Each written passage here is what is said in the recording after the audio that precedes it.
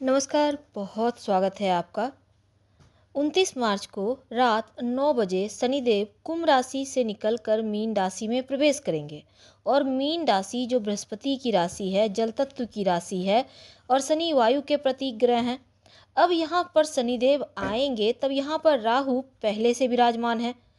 तब 30 मई तक शनिदेव और राहु जब एक साथ होंगे तो ब्रह्मांड में 50 योग बनेगा। तो 30 मई तक राहु मीन राशि में और 29 मार्च से 30 मई तक शनि भी मीन राशि में राहु के साथ। तो शनि राहु की युति हुई। अब जब मीन राशि में 50 योग बनेगा तो ज्योतिष क्या कहता है? देखिए, 50 योग जो है बहुत हद तक अच्छा भी होता है और बुरा भी होता है, अशुभ माना जाता है, लेकिन ये सिर्फ 2 महीने के लिए ही बनेगा। अब राहु जो है मीन राशि में बैठे हैं पहले से, तो बहुत कुछ बदलेंगे, क्योंकि ज्योतिष शास्त्र में जो 50 योग है इसको सकारात्मक फल के साथ नकारात्मक फल देने वाला भी माना जाता है। यानी ये जो योग होता है न शुभ होता है न अशुभ होता है, यानी दोनों होता है।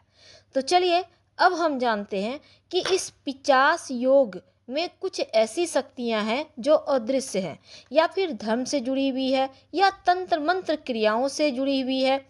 तो ऐसी शक्तियां जो शांत बैठी है लेकिन इस समय वो एक्टिव हो जाएगी। दूसरी सबसे बात यह है महत्वपूर्ण कि जीवन में जिस चीज़ को आप डिजर्व करते हैं वो बहुत ज़्यादा प्राप्ति आप करना चाहते हैं, आप मेहनत कर रहे हैं, अपनी इच्छाओं को बढ़ाएंगे। अब शनिदेव कर्म को देने वाले, राहु आपके इच्छा के कारक, यानी कर्म और इच्छा जब दोनों टकराएगी तब ये योग आपको आगे की ओर ले जाएगा, इच्छाओं को भड़काकर चीज़ों को प्राप्त कराने की तरफ ले जाएगा। तो तंत्र मंत्र इन चीज़ों का जो क्रिया है उसका प्रभाव तो बढ़ेगा।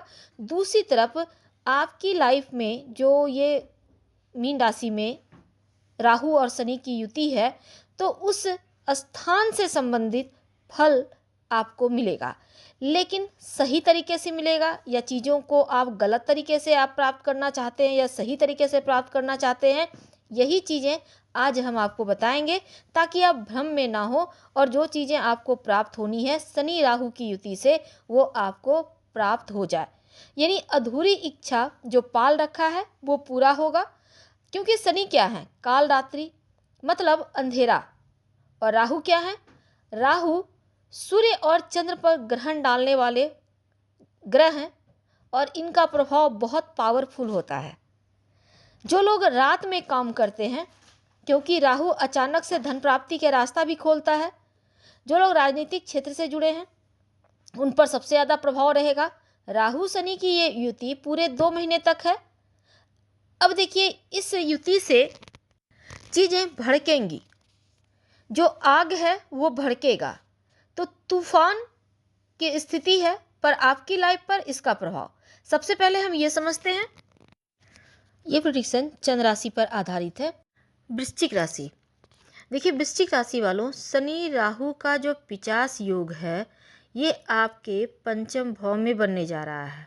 और राहु शनि का ये योग जब आपकी कुंडली के पंचम भाव पर घटित होगा, और पंचम भाव प्रेम जीवन का है, संतान का है, शिक्षा का है, तो ये जो 2 महीने हैं संतान को लेकर थोड़ी चिंता बनी रहेगी। अब आप सोचेंगे कि अभी अभी तो ढैया से मुक्ति मिलना था, अब ये कैसी चिंता? देखिए, ये जो 2 महीने हैं, आप विद्यार्थी हैं तो पढ़ाई लिखाई के मामलों में थोड़ी बाधा आ सकती है, ध्यान रखिएगा, पढ़ाई पर ध्यान दें। रोज़ भगवान सूर्य को प्रणाम करके गायत्री मंत्र जरूर पढ़ें, इससे आपका सही समय पर आप सही डिसीजन ले पाएंगे। और ख़ासकर अगर आपके बच्चे हैं या आप प्रेग्नेंट हैं, आप वृश्चिक राशि के हैं, तब आप महिला या पुरुष दोनों के लिए है, तो तब आप क्लीं कृष्ण क्लीं भगवान श्री कृष्ण का मंत्र का जप कीजिए, आपकी रक्षा होगी। देखिए, लव लाइफ का भी पंचम भाव होता है घर। अब ऐसे में रिश्तों में दूरियां दिख रही है तो रिश्तों को संभाल के चले। अगर आप कोई जॉब करते हैं या इंटरव्यू वगैरह दिया है तब यहाँ पर थोड़ा सा आपको ज़्यादा मेहनत करना होगा। पेट का थोड़ा ख्याल रखिएगा, क्योंकि ये जो 50 योग है ना, ये 2 महीने जीवन साथी के स्वास्थ्य में भी परेशानी डालता दिख रहा है। यानी वैवाहिक जीवन में थोड़ा सा टेंशन, दूरियां, या फिर अगर आप अलग अलग हैं, डाइवोर्स लेना चाहते हैं, तो ये आपके लिए है कि आप लोगों का विवाह विच्छेद करवा देगा। इसमें कहीं कोई दो राय नहीं है। लेकिन हड़बड़ी में इस समय विवाह ना करें। अभी कुछ समय रुक जाएं, फिर विवाह कीजिएगा तो अच्छा है। सबसे बड़ा ये यहाँ आपको क्या होगा ना कि सप्तम भाव आपका एक्टिव हो गया, ये आपके लिए प्लस पॉइंट है। अब सप्तम भाव एक्टिव होगा तो सप्तम भाव पार्टनरशिप का भाव है, तो पार्टनरशिप में काम करते हैं तो लाभ मिलेगा। नौकरी में बदलाव चाहते हैं तो बढ़िया बदलाव के योग बने हुए हैं। जीवन साथी जीवन में आपको खासकर जो जीवन साथी के साथ तालमेल थोड़ा बनाकर चलिएगा। लेकिन जो लोग व्यापार करते हैं उनके लिए बढ़िया है। जॉब करते हैं, आपका जॉब में पद भी बढ़ेगा, वैल्यू भी बढ़ेगा और आपको इम्पोर्टेंस दी जाएगी। अब आय भाव पर दृष्टि है। विदेशी ज़मीन से कोई काम करते हैं, एक्सपोर्ट इंपोर्ट का लाभ मिलेगा। साथ ही अगर विदेशी वस्तु का काम करते हैं तो भी लाभ होगा। ज़बरदस्त इनकम यानी कि छप्पर फाड़ धन प्राप्ति के योग हैं। भाई बहन से भी धन प्राप्ति के योग बने हुए हैं। तो ये जो 2 महीने का वक्त है, थोड़े से लालच में पड़ने से बचें।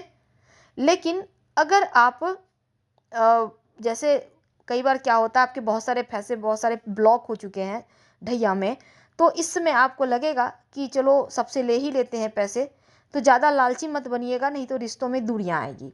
तो थोड़ा संभल के प्रेम से ही बात करें तो अनुकूल रहेगा, क्योंकि वाणी में थोड़ा सा कंट्रोल रखना आवश्यक है। तो धन बचाने पर आपका ध्यान तो रहेगा और आपके पास धन भी आएगा।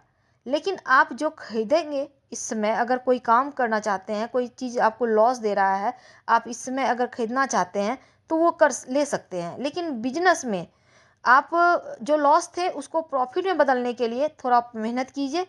छोटे भाई बहन से मतभेद ना हो, इसका ध्यान रखें। माँ के तरफ से किसी भी तरह का विवाद वगैरह की स्थिति ना बन जाए, किसी प्रॉपर्टी संपत्ति या धन को लेकर, इसका ध्यान रखिएगा। और चूंकि इनकम भाव को देख रहा है, विदेश जाकर अगर आप कोई काम करना चाहते हैं तो उसके लिए बढ़िया है। अपना मकान, भूमि, भवन, वाहन का सुख देगा ये योग। और घर से अलग आप रहना चाहते हैं तो भी ये योग आपको अलगाव देगा। तो कुछ मामलों में अपनी वाणी पर कंट्रोल रखें। हड़बड़ी में विवाह तो बिल्कुल भी ना करें। वैवाहिक जीवन को बेहतर बनाने के लिए थोड़ा सा तालमेल बनाकर चलें। क्या करेंगे उपाय? आप उपाय के तौर पर रोज हनुमान चालीसा का पाठ करके दिन की शुरुआत करें तो आपके लिए बढ़िया रहेगा। हम आपसे विदा लेते हैं। जानकारी अच्छी लगे तो लाइक कर, सब्सक्राइब करें, शेयर करें, कमेंट करें। धन्यवाद।